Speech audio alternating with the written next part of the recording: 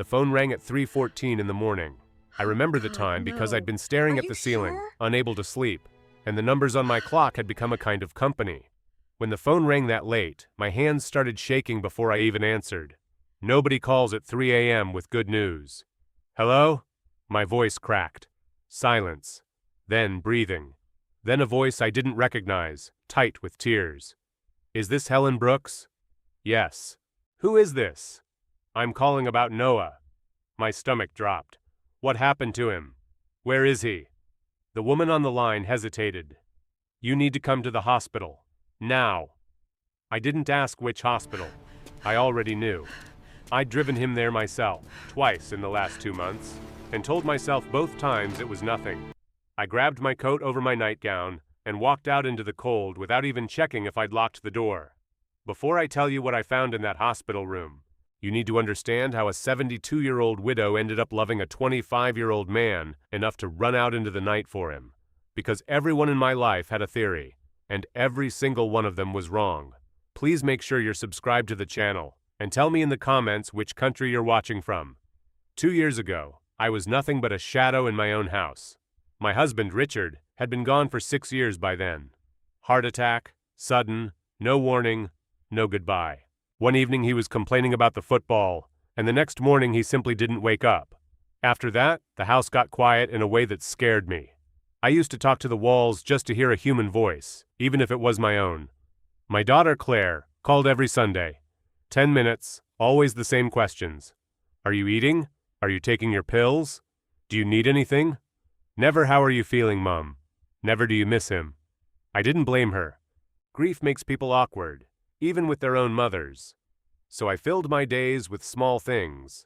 Gardening, crossword puzzles, long walks along the river near my house, because movement was the only thing that made the silence bearable. That's where I met Noah. He was crouched by the water, camera pressed to his eye, so still he looked like part of the landscape. Sorry, he said, noticing me trying to walk around him. Am I in your way? Only if you're planning on staying there all winter. He laughed, a real laugh, surprised out of him. Fair enough. I kept walking. I didn't think about him again until the next morning, when he was there again, in the exact same spot. You again, I said. You again, he said back, grinning. That became our routine. Small talk by the river, nothing more. Until the morning I slipped on the wet grass and went down hard. He was there in seconds, kneeling beside me before I'd even registered the pain in my ankle. Don't move, let me look. I'm fine, Helen. It was the first time he'd used my name. I hadn't even told him. Let me help. I found out later he'd asked around the neighborhood, wanting to know who the woman by the river was. That should have been my first warning sign. Instead, it was the first time in 6 years someone had made an effort to know my name. He drove me to the clinic himself, waited 2 hours in the plastic chairs, drinking bad vending machine coffee, until they confirmed it was only a sprain. You didn't have to stay, I told him in the car after. I know, he said. I wanted to. Something in the way he said it made my chest tighten in a way I hadn't felt in years. I told myself it was nothing. I was wrong about that too. The visits became a habit. Tea on my porch, long conversations about nothing and everything. He told me about his mother, who'd left when he was 9, and how he'd raised himself on his father's silence and a stack of second-hand photography books. You never talk about her without your jaw tightening, I said once. He looked at me, startled. Nobody's ever noticed that before. I notice things. Comes with getting old. He smiled, but it didn't reach his eyes that time. I didn't know it then, but that was the first small crack in the door. The first sign that Noah Carter was a man who buried things instead of facing them. I would remember that months later, in a hospital corridor, wishing I'd pushed harder. But that morning, all I saw was a lonely young man and a lonely old woman, finding something neither of us expected to find again. It was Claire who said it first, out loud, the words I knew everyone was already thinking. Mom, what is this? Really? We were in my kitchen. She'd come for Sunday lunch and found Noah's jacket still hanging on my chair from the night before. It's nothing you need to worry about. He's 25, Mom. You're 72. What could he possibly want from a woman his grandmother's age? The word want hit harder than she probably meant it to. Maybe he just likes my company. Claire laughed, short and bitter. Nobody just likes the company of someone 47 years older than them. Not unless there's something in it for them. You think he's after Richard's pension, the house. I think, she said carefully, that you're lonely, and lonely people don't always see clearly. I wanted to scream at her. Instead, I said nothing, because some small, cruel part of me wondered if she was right. That night, I lay awake running numbers in my head. My savings, the house. What a young man with an unstable freelance income might see when he looked at a woman like me.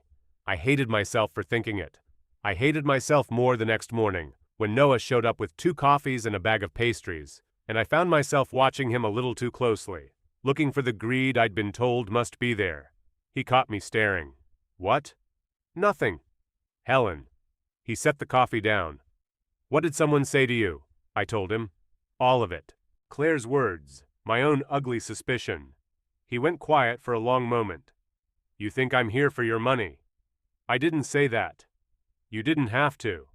He stood, and for a second, I thought he was going to leave and never come back. Instead, he pulled out his wallet and dropped it on the table in front of me. Look. Go on. Look at everything in there. Noah, don't be ridiculous. I mean it. Bank statements are in the second pocket, on my phone. Look at every penny I own. I want you to see it. I didn't look. I couldn't. Something about the offer itself, the rawness of it, told me everything I needed to know. I'm sorry, I whispered. Don't apologize to me. His voice cracked slightly. Apologize to whoever made you think that little of yourself. That the only reason someone young could love you is because of what's in your bank account. Love. He hadn't meant to say it.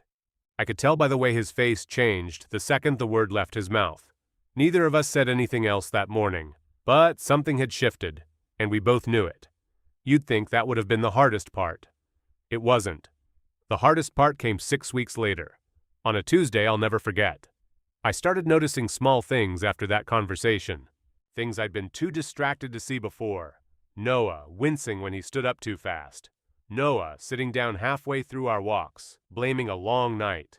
Noah losing weight in a way that had nothing to do with a healthy diet. You've lost weight, I said one afternoon. Freelance life. Feast or famine? He smiled, but it didn't reach his eyes. The same smile from the day he mentioned his mother. I let it go. I shouldn't have. Then came the day he canceled our walk for the first time in 8 months. Just tired, he texted. Rain check? Something in my chest twisted. Some instinct built from decades of nursing, decades of watching bodies fail in small ways before the big ones. I'd spent 30 years as a nurse. I knew the difference between tired and something being wrong. I called him. He didn't answer. I called again. Nothing. By the third call, I was already putting my shoes on. His flat was above a bakery, small, cluttered with camera equipment and half-developed photographs pinned to every wall. He answered the door pale, sweating, one hand braced against the frame. Helen, you shouldn't have... What's wrong with you? Nothing, Noah. I used the voice I hadn't used since my last shift on the ward, the one that left no room for lies. What is wrong? He looked at me for a long moment. Something behind his eyes broke. Can I come in first?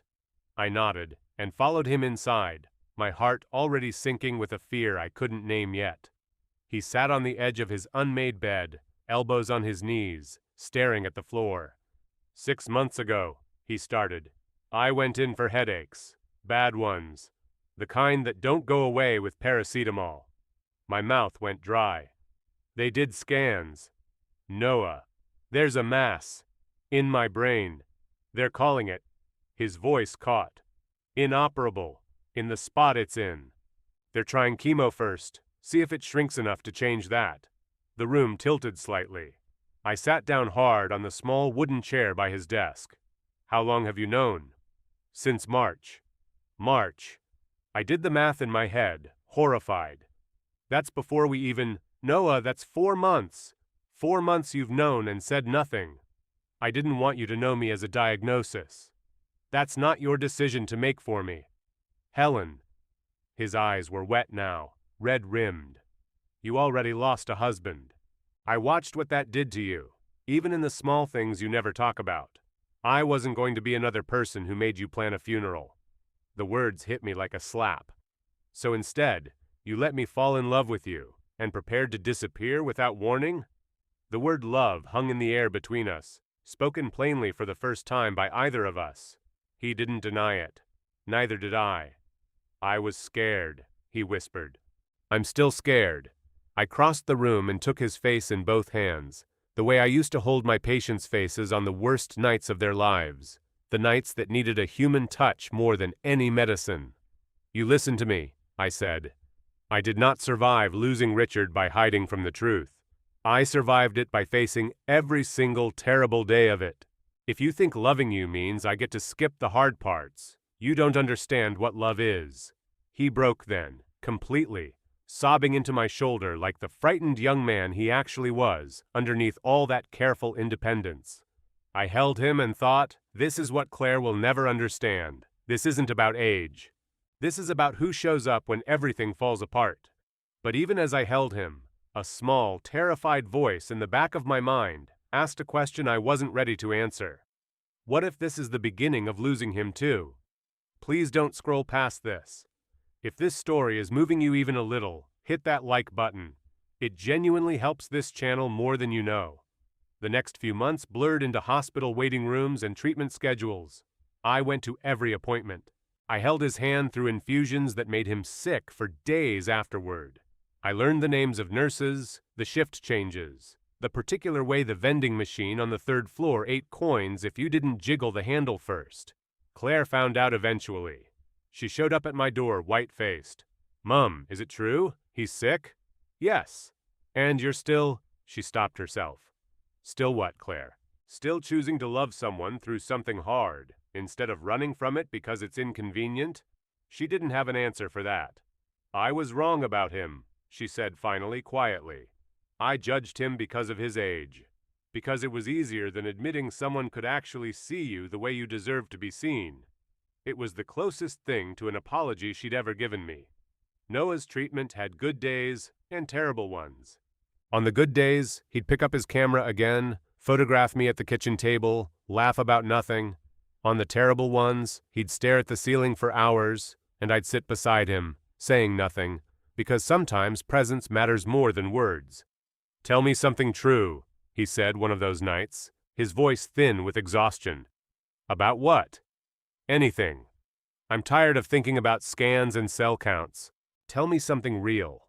I thought for a moment. When Richard died, I thought I'd never let myself feel anything that big again. I built walls so high I didn't even notice I was living behind them. Then a scrawny photographer wouldn't stop taking pictures of a river until I had no choice but to notice him. He laughed, weak but real. "Scrawny? You've lost weight, dear. I'm allowed to say scrawny." He reached for my hand. "I'm glad the walls came down," he whispered. "So am I said, even knowing what it might cost. Neither of us said what we were both thinking, that the cost might be everything. The scans in September were good. The mass had shrunk. Not gone, but smaller, manageable, the doctors said, with cautious optimism in their voices that felt like the first real breath either of us had taken in months. We celebrated quietly. Tea on the porch, his camera between us, taking photos of ordinary things. The teapot, my hands, the garden gone gold with autumn. "I want to ask you something," he said. "Go on." "When this is over, and it will be over, one way or another, I don't want you to have spent this whole time waiting for bad news. I want you to have actually lived it with me, not just survived it. I have been living it, Noah." "I know. I just needed to say it out loud." He hesitated. "Marry me." I stared at him. "Noah, I know what people will say. I know the math doesn't make sense to anyone but us. But I don't care what makes sense to anyone else. I care what's true, and the truth is, I have never in my life felt as understood as I do sitting next to you." I thought of Claire's warnings. of the strangers who'd stared at us in restaurants, of the numbers that would never stop being unusual to other people. And I thought of Richard, and the years of ordinary love we'd built, and how none of it had prepared me for the particular, unexpected gift of being seen again at 72. "Yes," I said. "Yes, Noah." He kissed me like the answer had saved his life. Maybe in some small way it had. But this isn't where the story ends. Remember the phone call I told you about at the very beginning? We married in November, small, just Claire and two of Noah's oldest friends, in the garden behind my house. For 3 months, things were good. Ordinary. Scans stable. Noah picking up small photography jobs again, laughing more, sleeping through the night. I let myself believe we were past the worst of it. Then came the headaches again. Worse this time. And the phone call at 3:14 in the morning, from a nurse whose voice I didn't recognize. I ran into that hospital room and found him unconscious, machines around him, a doctor's face carefully arranged into the expression I remembered from 30 years of delivering hard news myself. "Mrs. Carter," the doctor said, "there's been a seizure. We're running scans now." I sat beside his bed for 6 hours, holding a hand that didn't hold back, waiting for a truth I already suspected in my bones. The scans showed growth. Fast. Faster than before. "How long?" I asked the doctor, my voice steadier than I felt. "Weeks, possibly a couple of months with treatment." I didn't cry in that hallway. I'd learned decades ago on hospital wards just like this one that grief has a time and place, and the time wasn't yet. I went back into his room and held his hand until his eyes finally opened. "Helen," he whispered, hoarse, "I'm here." "How bad?" I could have lied. I thought about it for half a second. "Bad," I said instead. "But I'm not leaving. Not for one single day of it, however many we have left." Tears slid down the sides of his face, into his hair, onto the pillow. "I'm sorry," he said. "I'm so sorry I can't give you longer." "You listen to me, Noah Carter." I gripped his hand tighter. "You didn't choose this. You don't get to apologize for something you didn't choose. What you gave me was 2 years I never expected to have. Laughter I thought I'd buried with my husband. A reason to get up every single morning. That is not nothing. That is everything. Even knowing how it ends? Especially knowing how it ends," I said. "I would choose this again. Every single time." The next 3 months were the hardest, and somehow, the most beautiful of my life. We didn't waste them on fear. We filled them instead with everything we could. Small trips when he had the strength, photographs of every ordinary moment, long conversations that went nowhere and everywhere at once. Claire came every week. She and Noah grew close in a way I hadn't expected, the kind of closeness that only comes from shared vigil. "I was wrong about you," she told him once, holding his hand while I made tea in the next room, not quite out of earshot. "I thought you saw an old woman with money. I didn't see a man who'd give anything just to have more time with her." "She saved me," Noah said quietly. "Long before any of this. She saved me first." I stood in the doorway with 2 cups of tea, unable to move for a long moment, letting those words settle somewhere deep in my chest, somewhere I'd carry them long after. He died on a Tuesday morning in February. Sunlight coming through the hospital window, my hand in his camera on the table beside the bed, filled with 2 years of photographs neither of us had known would become the whole story. His last words to me were simple. "Thank you for not letting me disappear alone." I sat with him for a long time after, the machine silent, the room impossibly still. I thought about the river, about a stranger crouched by the water with a camera, about every person who'd told me it couldn't be real, that it couldn't last, that the numbers didn't make sense. They were right, that it didn't last. Nothing does, not really, not even the marriages that begin at 25 instead of 72. But it was real. More real than most things I'd known in my long life. People still ask me sometimes, gently or not so gently, whether I regret it. Whether loving someone 47 years younger, only to bury him 2 years later, was worth the grief that followed. I always give them the same answer. I spent 6 years alone after Richard died. Safe, unremarkable, untouched by loss, because I'd stopped letting myself be touched by anything at all. Then a young man with a camera and a broken family of his own reminded me that love doesn't check your age, your bank balance, or how much time you have left before it decides you're worth the risk. It simply asks whether you're brave enough to say yes. I said yes. And even now, some mornings, when the light comes through my kitchen window the way it used to fall across his camera lens, I still believe it was the bravest, truest thing I've ever done. Some love stories aren't measured in years. They're measured in how completely they change you. And mine changed me completely.